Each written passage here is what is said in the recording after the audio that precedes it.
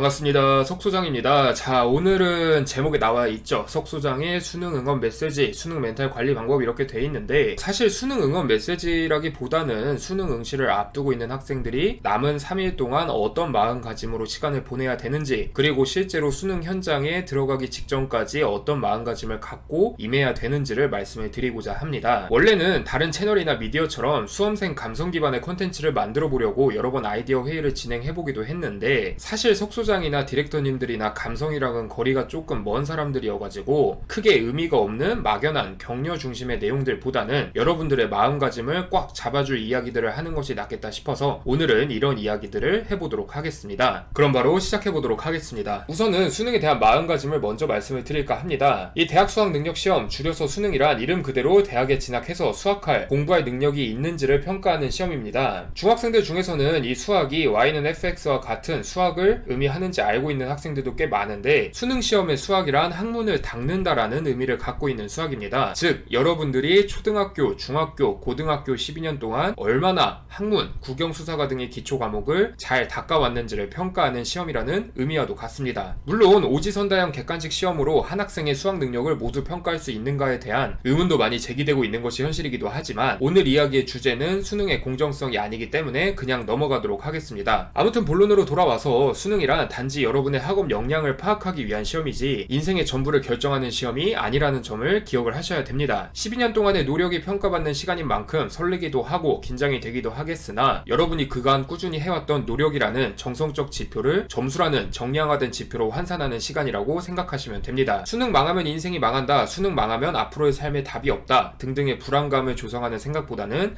그동안 내가 얼마나 열심히 노력을 했는데 할 만큼 했으니까 차분하게 시험도 해볼 만큼 해보자 와 같은 생각을 하시는 것이 남은 3일 그리고 실제 수능 현장에서도 조금 더 정신 건강에 이롭다는 사실을 여러분들이 기억을 해주셔야만 됩니다. 추가적으로 가끔씩 노력 대비 과한 대박을 기원하는 양심이 없는 학생들도 있는데, 석소장은 7년간 입시를 봐오면서 이렇게 과한 기대감이나 부담감을 품고 들어간 학생이 기대 이상의 성과를 거두는 것을 한 번도 본 적이 없습니다. 암기에 대한 재능, 빠른 독해 속도 등등 수능 점수를 높일 수 있는 여러 부가적인 요소들도 분명 존재하겠지만, 수능 시험에서 가장 중요한 것은 바로 여러분이 고등학교 3년간 해온 노력이라는 점을 꼭 기억을 해주셔야만 합니다. 이런 노력들이 쌓이고 쌓여서 결국 수능 시험 현장에서의 안정감과 자신감으로 발현되는 것이기 때문에 여러분들은 이런 점을 꼭 기억을 해주시길 바랍니다. 그렇기 때문에 결과적으로 너무 과한 대박을 바라기보다는 스스로의 노력과 노력에 투자한 시간을 믿고 평소보다 조금만 더 잘 보자는 식으로 마음가짐을 갖고 수능 시험장에 들어가는 것이 좋습니다. 특히나 과한 기대감 혹은 과한 부담감보다는 평소보다 조금만 더 잘 보자, 이런 마음가짐을 갖고 수능을 본 학생들이 흔히들 말하는 수능 대박을 터뜨리는 경우가 많으니까, 이 글을 읽고 계신 여러분 혹은 이 영상을 보고 계신 여러분들도 잘 참고를 해주시기 바랍니다. 자, 두 번째로 말씀드릴 부분은 수능 점수의 가치에 대한 부분입니다. 인터넷에서 떠도는 글들을 보면 수능, 대학은 아무것도 아니다, 수능, 대학이 인생 모든 것을 결정하지는 않는다 등등의 글들이 굉장히 많습니다. 실제로 이런 글들을 보고 근거 없는 자신감에 차올라서 고등학교 1학년 때부터 대학에 진학하지 않고도 성공하겠다고 선언하는 학생들도, 수능을 망해도 나는 분명히 성공할 수 있다고 호언장담하는 고등학교 3학년 학생들도 굉장히 많습니다. 이런 류의 글들은 대부분 수능 시험의 성적이 혹은 대학의 네임밸류가 80년 가까이 살아갈 앞으로의 미래를 모두 결정하는 것이 아니라는 메시지를 담고 있는데, 아직 사회에 진출하지 않은 여러분들이 확실히 명심해 두어야 할 부분이 두 가지 정도가 있습니다. 우선은 인터넷에 떠도는 글들처럼 수능이 망한다고, 아니면 원하는 대학에 진학하지 못한다고 인생이 망하는 것은 절대 아닙니다. 수능 점수는 20대를 시작하는 관문이라고 할 수 있는 대학을 결정짓는 점수일 뿐이지, 여러분이 갖고 있는 앞으로의 가치를 결정짓는 점수가 아니라는 점을 여러분들이 꼭 명심을 하셔야만 합니다. 기대 이하의 수능 점수를 얻었다면 다시 한번 도전해보면 되는 것이고, 한 번 더 도전해볼 여유가 없다면 우선은 대학에 진학한 이후에 더 열심히 노력을 하시면 됩니다. 이렇게 대학에 진학을 해봤는데 영 아니다 싶으면 반수나 편입을 준비하면 되는 것이기도 하고요. 그렇기 때문에 여러분이 행여나 수능을 망쳤다 하더라도 극단적인 선택을 할 필요는 절대